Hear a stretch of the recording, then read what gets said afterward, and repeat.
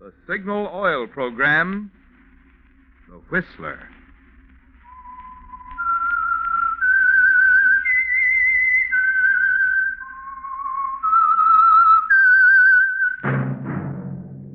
That whistle is your signal for the Signal Oil Program, The Whistler.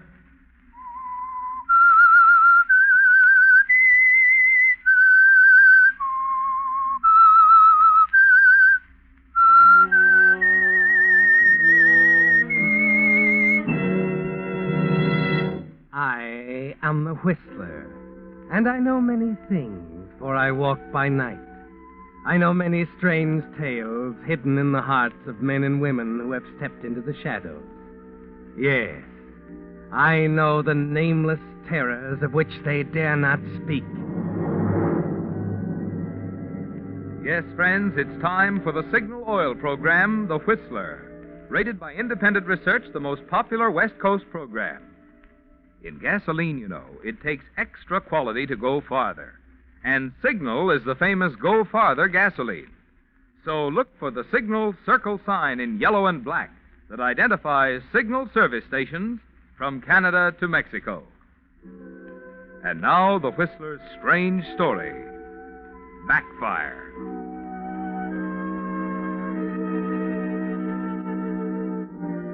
Just a moment before, the music of the little tango orchestra had seemed pure magic to him as they sat at their special table in the soft, enchanting gloom of the Club Madrid.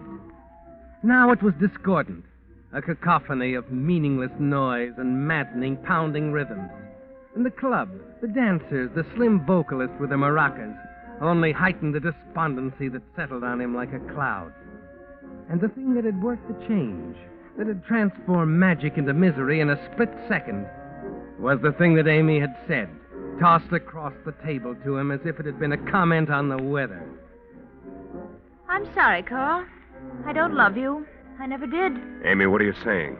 Really, darling, it isn't anything to look so serious about. You must have known that we couldn't go on like this forever. Amy, we can't just throw it all away. You've got to understand. Throw what away? Carl, dear, you're being awfully naive, don't you think? Amy, I love you. Is that naive? Is that stupid? Well, it doesn't make very good sense, dear. We've had 3 months, 3 wonderful, exciting months. Arnold's coming home tomorrow, and that is that. You know how he'd explode if he ever found out. No? When did you hear from him? Oh, he wired from San Francisco this morning. Aren't you just a little bit worried about him? Why? We've been discreet enough. You know, it's a little strange how a man can be so brilliant and so blind all at once. You almost look as if you delight in telling Arnold that. Yes. I'm afraid I can't afford to. Naturally. You know, I think Arnold might resent it a little if he knew his wife had become romantically interested in her chauffeur. That puts me in my place quite nicely, Amy. It was meant to, darling. I suppose you run and get the car. I want to talk to the orchestra leader for a minute. Well, what are you waiting for? Of course, Mrs. Pearson. Right away.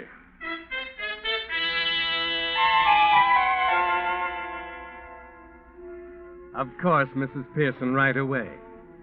You're back in your place now, aren't you, Carl? Yes, Mrs. Pearson. Of course, Mrs. Pearson. Right away, ma'am. Just like it was when you first came to the Pearson house over a year ago. Long before the thrilling, unbelievable discovery that Amy was interested in you. As you walk dumbly out of the nightclub, your mind goes back to the day Arnold Pearson hired you. Well, Carl, I have an idea you'll work out quite nicely. I understand you're an excellent driver and mechanically inclined. That's right, Mr. Pearson. Not so much on my account. It's mainly because of Mrs. Pearson. I see. She's a very impetuous woman, and inclined to be reckless. She's had 2 accidents now, rather narrow escapes. I'll feel much safer with a chauffeur for her. Of course.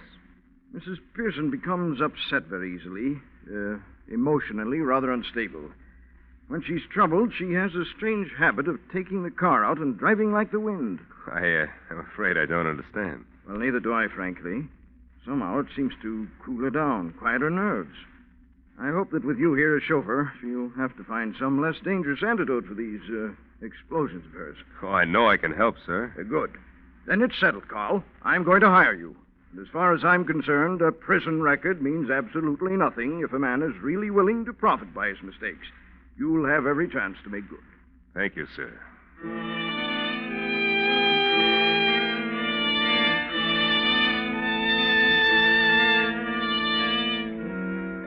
Yes, Carl, you're back in your place.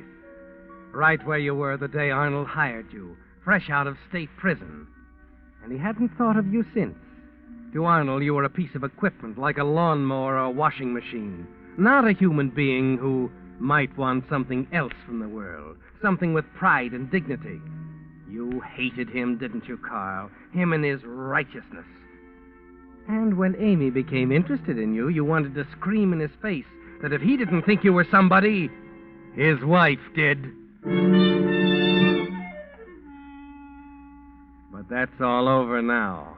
The evenings at the Club Madrid with Amy are part of the past. She's Mrs. Pearson again, and you're back in your place as chauffeur. You're a little uneasy when Arnold called you into his study on the night of his return.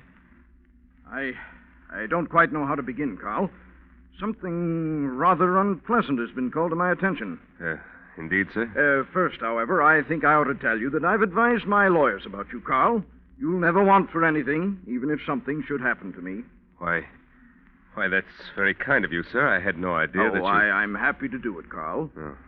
All I ask in return is your confidence. It's about Mrs. Pearson. Mrs. Pearson? As you know, Carl, I'm quite well known. And, well, the fact of the matter is, a chap from the firm spoke to me about Amy this afternoon. He implied she'd been seen on a number of occasions in the company of a strange man. Oh, well, it's probably only gossip, sir. I'm sure that... I hope it is just gossip. It sort of upset me, that's all. Coming home to a lot of ugly rumors about my wife and an orchestra leader. An orchestra leader? Yes. I believe he's working at the Club Madrid.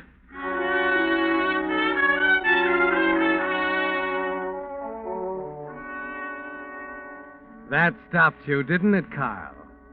So, there was only one reason for all those evenings with Amy at the Club Madrid. Terry Larkin, the orchestra leader. You were stupid not to have seen it from the first. You're raging inside as you walk downstairs to the library. Amy is still there, curled up by the fireplace with a book. Hello, Amy. Oh, Carl. What's the matter, darling? I just talked to your husband.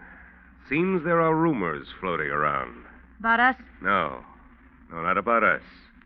Why, I don't understand. No, those baby blue eyes. Those beautiful, innocent baby blue eyes. You cheap, heartless little tramp. Wait a minute. Shut up. And tell me this, Amy. Who's it going to be after Terry Larkin? Carl. Kind of a hobby of yours, isn't it? Making a fool out of every guy you meet. I ought to do Larkin a favor. I ought to go to him right now and give him the tip-off. Tell him he's due for the high dive in a couple of weeks. You're not going to go anywhere. Do you understand? No? You're not going to do anything. You want to know why? Because you're involved as much as I am. Because I can talk, too. Because if it came right down to it, I'd sound a lot more convincing to Arnold and the parole board and everybody else. What about Terry Larkin? I'll see anybody I want any time I want. You know where that'll get you? I'll decide that. Now, if you don't mind, I'm going out for a drive. Wait a minute. You know what Arnold said. Skip it. When I want a chauffeur, I'll ring for one.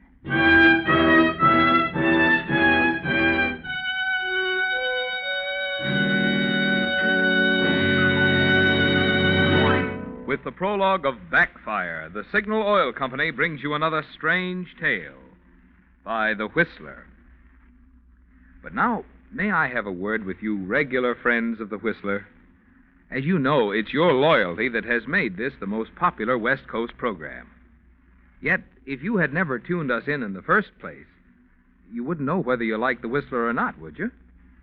Well, it occurred to me that in much the same way, many of you haven't discovered how much pleasure Signal gasoline can add to your driving, because you just haven't gotten around yet to trying Signal gasoline. Of course, if you've lived out west any length of time at all, you know Signal is famous as the go-farther gasoline.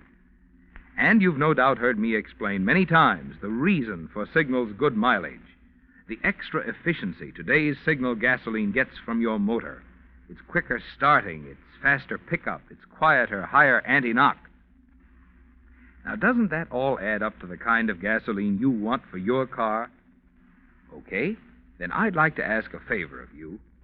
How about trying a few fillings of Signal gasoline, starting with your next tankful? Let your own car prove to you why Signal says in gasoline it takes extra quality to go farther. And now back to the Whistler.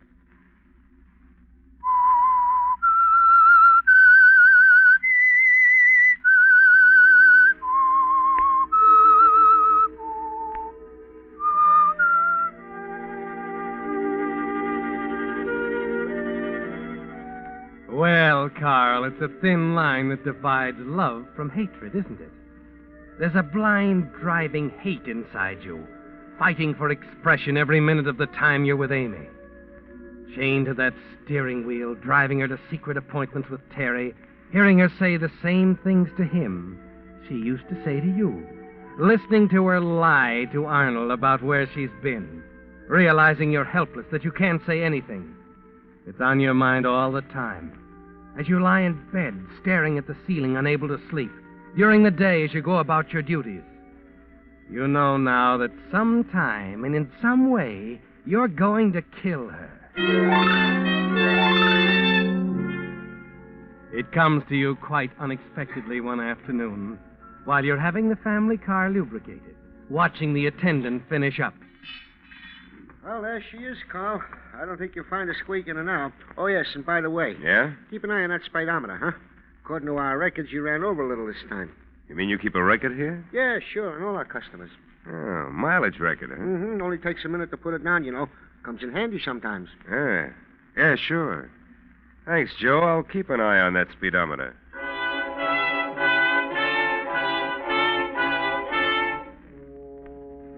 And that's all it took, Carl. A chance remark by the station attendant. Keep an eye on that speedometer, he said, and that's what you're doing. It's 5 miles to the Pearson home from the station, exactly 5 miles.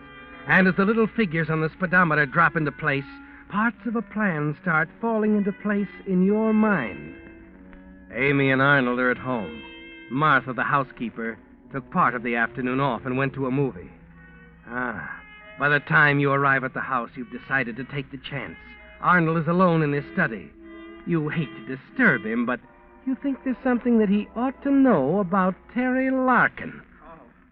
Carl, are you positive about this? Absolutely certain? Yes, sir, I am. I'm terribly sorry, sir, and I wouldn't have mentioned it, but you seemed so upset when you heard about it the other time. I know. It's all right, Carl. You're simply doing your duty. Where's Mrs. Pearson now? I think she's in the drawing room. Thank you very much. You've been most loyal. Thank you, sir.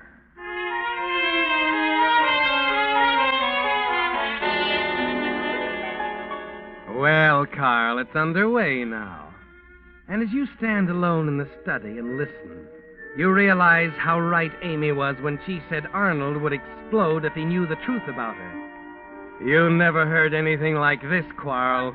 It's more than you'd hoped for. There's no right to accuse me that way. Did you see this man, Amy? Answer me. Did you see this man? All right, Arnold. What if I did? It's nothing to you. You're so wrapped up in your career, it's a wonder you even noticed. My career has nothing to do with it. I don't care anymore. Do you understand that? I just don't care anymore.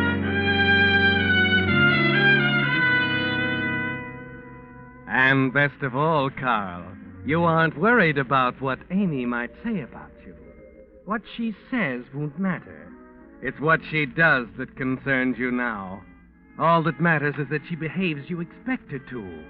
And she does exactly. The moment the quarrel is over, she rushes out of the house and hurries across the lawn to the garage for another wild ride. You have the car all turned around, keys in the ignition, ready for her.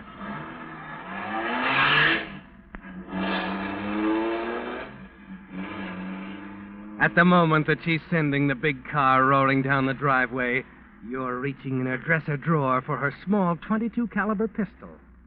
And a minute later, you're walking quietly to Arnold's study for the most important step of all. Oh, it's you, Carl. Yeah. She left in the car, didn't she?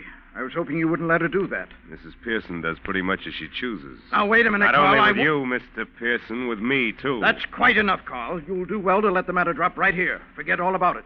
I'll attend to my affairs in my... Carl. Carl, what are you doing with that pistol? You don't feel like such a big shot now, do you? It kind of brings you down to size, Carl, doesn't it? Carl, wait a minute. I've waited long enough. Put down that gun. Carl, have you gone crazy?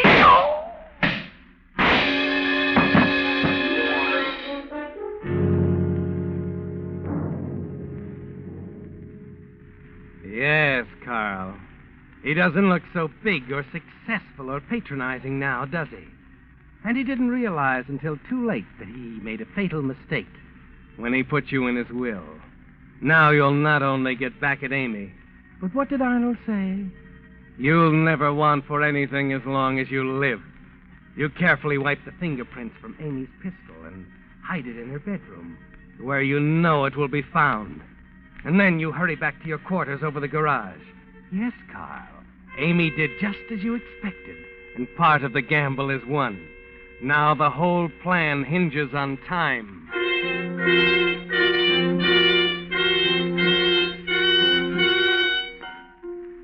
It's quiet now. Nothing but the tick of the clock on your dresser as you sit there, waiting for Amy to return. 5 minutes, 10, 20, a half hour, and still no sound of the car.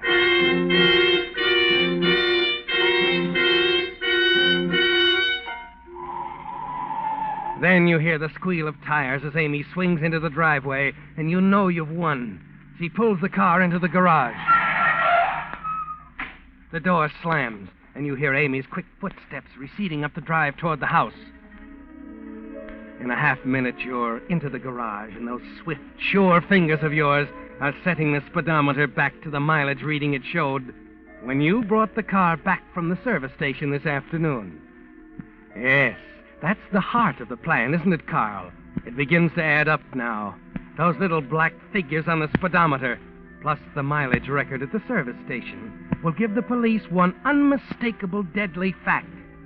That regardless of what Amy says about driving alone on the highway at the time of her husband's murder, the speedometer will show that the car had not been taken from the garage.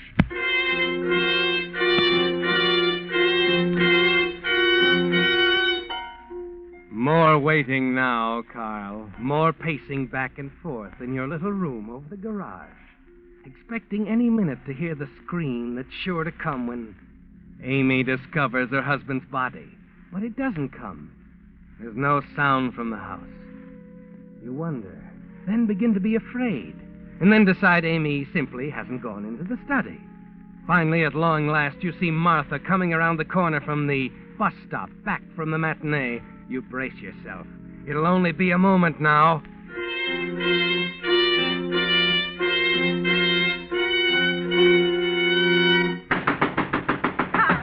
Carl, open up. It's Martha. Just a minute. What's the matter? Oh, Carl, it's terrible. Here, sit down. Oh, no. Well, what's the matter? Oh, I can't believe it. That awful Now, get a hold woman. of yourself, Martha. What are you talking about? Mr. Pearson's dead. She killed him. What? Oh, I knew it'd happen sooner or later. That vicious temper of hers. Oh, she's a devil. Where is he? In his study on the floor.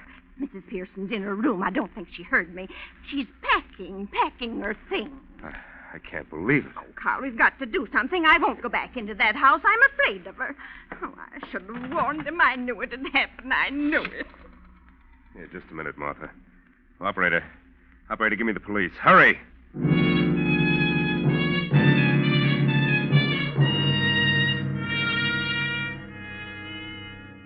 It's working even better than you planned, isn't it, Carl? Martha discovering Arnold, and best of all, Amy, caught in the act of packing to go away. She must have decided to do that during her wild drive, realized it was all over with Arnold, that this quarrel was the last one. But who'll believe that story, Carl? It's so fantastic you can hardly believe it yourself. As the police car slides into the drive, the two of you run out to meet it, and you wisely decide to let Martha do most of the talking. She's still up there, Inspector, in her room, cold-bloodedly packing to go away. She was there when I came in and found Mr. Pearson. Carl had come home just before I did. Is that correct? Yes, sir. I'd taken the car to be lubricated. Of course, soon as Martha told me, I called headquarters. I see. She doesn't know either of you two are here, eh? I went in the back door, sir. I'm sure she didn't hear me. How do you know she's packing? Her door was partly open as I sneaked down the hall past her room after I found Mr. Pearson. Why didn't you tell her about it? But I was afraid she'd turn on me, sir. Oh, she's a devil, that one. The quarrels I've seen, Inspector. The way she'd cut at poor Mr. Pearson with that vicious tongue of hers. It's a wonder it didn't happen long ago. Mm-hmm. So she bustles around in her room, taking her time with her husband dead in the study. That seem right to you, Carl? Why, it does seem odd, Inspector, That's but... putting it mildly. Mike. Yeah, Chief. Take 4 men and cover the exits of the house. Stay here yourself till the coroner arrives. Right. Come on, you two. Let's go up to the house.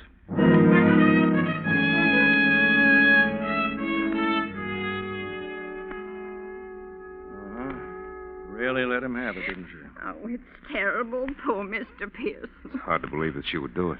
That's what I was thinking. Those shots were fired from a small caliber gun. Does Mrs. Pearson own one? Yes, she has a .22. Uh-huh. Well, let's go up and see her.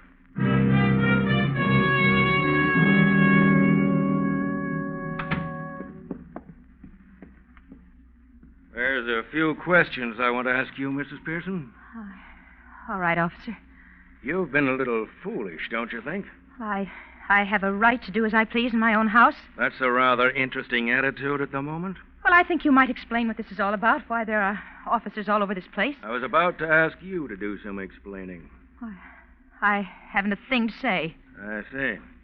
Martha. Yes, Inspector. You say you were out of the house at a movie all afternoon. Yes, sir. I just got off the bus a half hour ago and walked up to the house.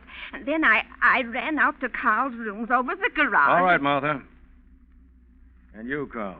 Yes, sir. I've been having the car lubricated. I just got back a few minutes before Martha. Then you were out with the car almost all afternoon? Yes, sir. That's right. Carl. I'd be careful about what I said if I were you, Mrs. Pearson. Carl. What did you say? I said I was out with the car all afternoon. I had it greased and brought it straight home. Nothing wrong with that, is there, Mrs. Pearson? Why, I don't know what to... Inspector, if there's any question, you can check the mileage on the speedometer. They keep a record at the station. That's an idea. Now, Mrs. Pearson. Why, of course, yes. Yes, of course, Carl's telling the truth. He was out in the car. I've been here all afternoon.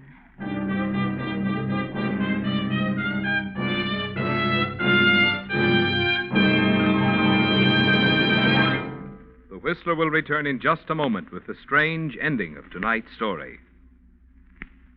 Meantime, here are some facts I think you'll be interested in. You know, of course, the vital role that independent businessmen played in the building of America. And you know that today more and more men are expressing a desire to get into business for themselves. But did you know that our sponsor, Signal Oil Company, has for over 15 years sold its products only through independent businessmen? Substantial, responsible men who are so earnest about their business of serving the motoring public that they're willing to invest their own money in it. Naturally, Signal dealers are carefully chosen for their ability and integrity, which explains why so many dealers have been with Signal Oil Company ever since the beginning, 15 years ago. No wonder you find more conscientious, experienced men operating Signal stations. And no wonder Signal dealers, with an incentive to build their own business, naturally give your car more thorough service that does help it run better and last longer. And now back to the Whistler.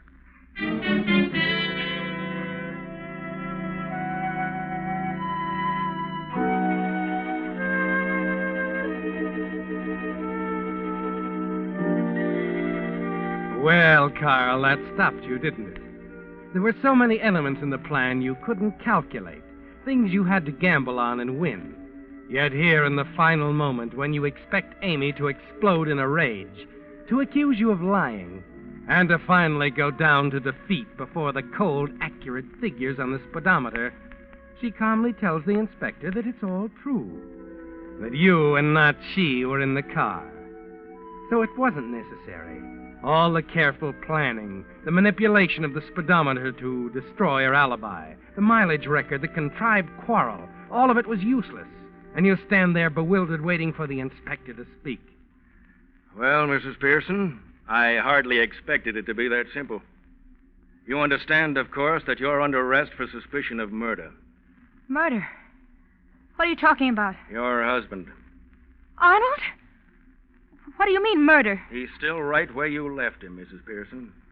On the floor of his study. I don't know anything about it. On your own admission, you and he were alone here in the house at the time of the killing. That's good enough for me. And I think it'll be good enough for the jury.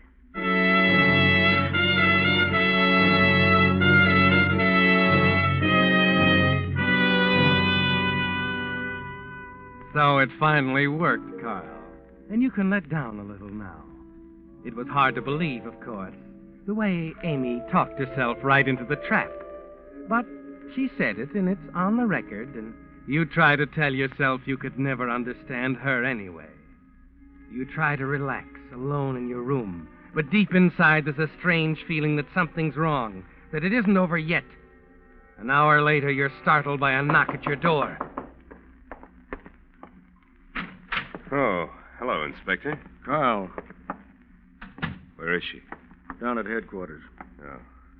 Carl, you probably realize that we know about your prison record. Yeah, of course. What's that got to do with it? I got a phone call a few minutes ago. Knocked me off my pins. I don't know what you mean. Carl, you're sure you were in that car this afternoon? Oh, no, I told you could check with the service station. We did. It checked. You drove straight home? Yeah, the speedometer... We checked that, too. Went over the whole car, as a matter of fact. The whole car? So you drove straight home, Carl. Past the corner of 89th and Fowler. Uh-huh. That's the usual route, isn't it? Yeah. The license number checks, too. Only one thing. The witness wasn't sure, but he thought a woman was driving. Oh, now listen. If you think Mrs. Pearson was out in that car, you're wrong. I ought to know. The station man backs me up. Yeah, just because some screwy witness thinks he saw All her, right, Carl. That's all I wanted to know. Oh. What made you think you could get away with it? Huh? Pretty serious, you know. With that record of yours, you'll go up for the rest of your life in this state. What are you talking about? Manslaughter, Carl. Hit and run. That man you ran down at 89th and Fowler this afternoon died 2 hours ago.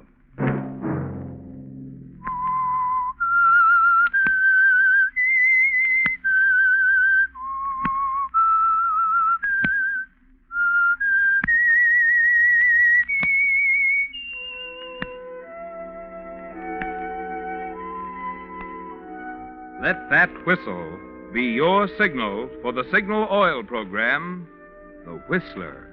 Each Monday at 9, brought to you by the Signal Oil Company, who have asked me to remind you, to get the most driving pleasure, drive at sensible speeds, be courteous, and obey traffic regulations. It may save a life, possibly your own.